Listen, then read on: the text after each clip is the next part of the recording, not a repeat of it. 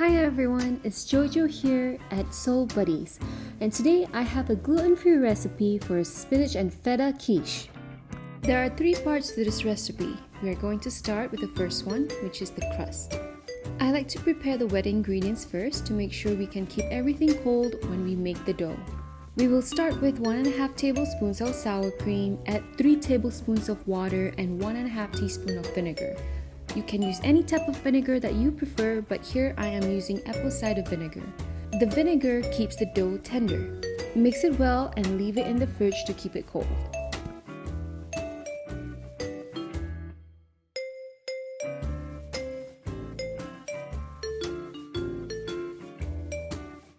Next, we're going to work on our dry ingredients for the crust. Prepare the ingredients like so and then set it aside.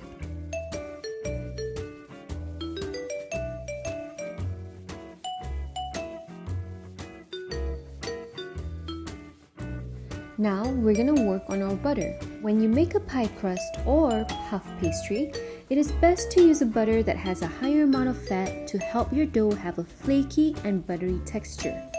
European butter is the best for pastries and for this recipe. Combine the wet and dry ingredients together and make sure that they are well incorporated before adding the butter. Now this next step is important for a flaky and buttery crust. When adding the butter, press the cubes with your fingers to flatten them and incorporate the butter into the flour mix. But don't break up the butter into smaller pieces. This will ensure we get the flaky and buttery texture we look for in our crust. Once the dough comes together, wrap it with a sling wrap and shape it up into a disc before storing it in the fridge for an hour or a day.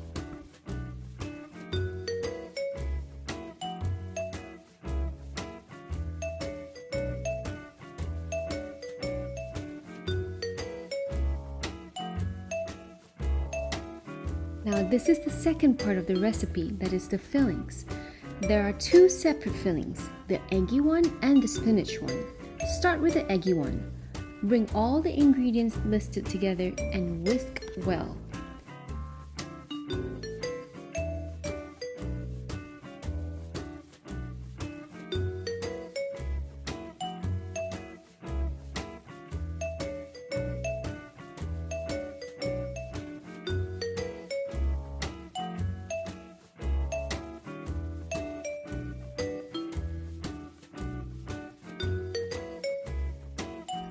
Then prepare the spinach filling.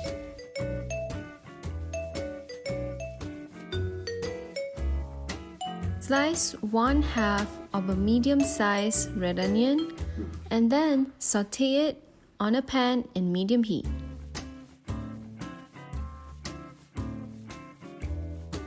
The goal is to make sure that the spinach filling is well dehydrated on the saucepan, so when we add it to our crust, the crust does not turn out soggy.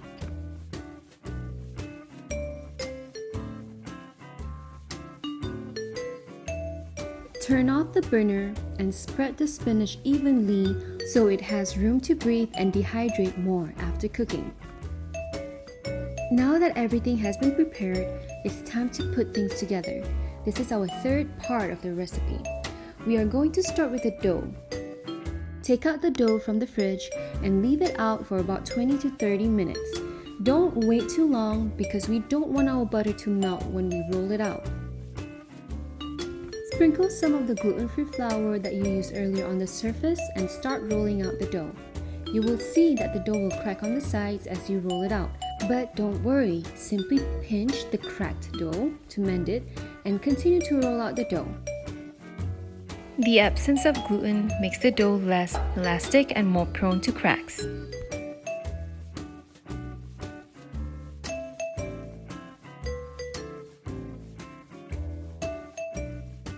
Most important thing is to ensure to lift the dough and continuously flour the surface so the dough does not stick to it.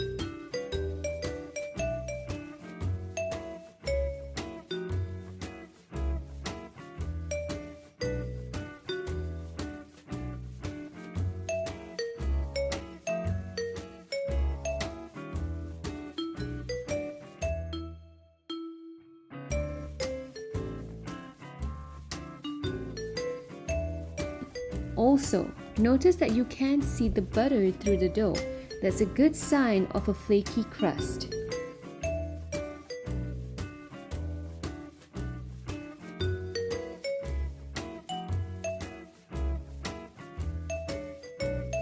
Once you have about 1 centimeter of pie thickness, move the dough onto a pie dish using a rolling pin.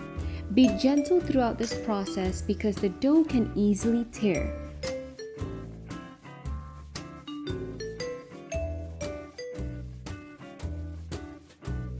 Trim the excess and poke the bottom of the crust with a fork to avoid bubble seams while the crust is baking. Carefully crimp the edge of the dough using your fingers. Now the dough is ready to be baked in a preheated 350 degrees Fahrenheit oven. Bake it for about 20 minutes.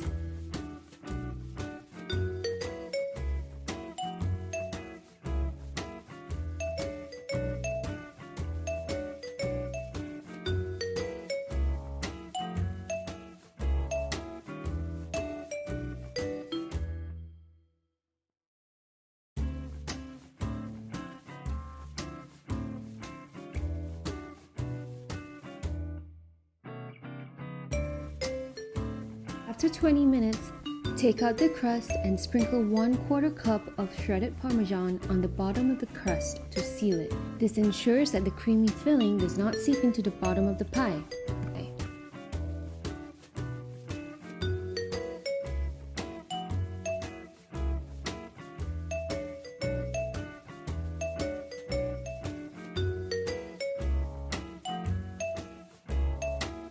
After the 5 minutes, it is time for us to put everything together for the final bake. Start with the spinach fillings, and then proceed to place the feta cheese. Place them evenly on the bottom. Don't forget to set aside some for decorations. Lastly, slowly pour the liquid egg filling. Make sure it does not overflow the pie. And to make it look nice, decorate the top with the remaining feta and spinach filling. Bake it for about 25 to 30 minutes. After that, wait about 1 hour before serving.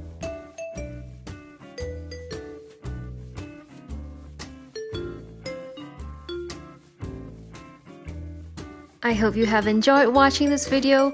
Post your questions if you have any in the comment section below, and see you next time. Bye!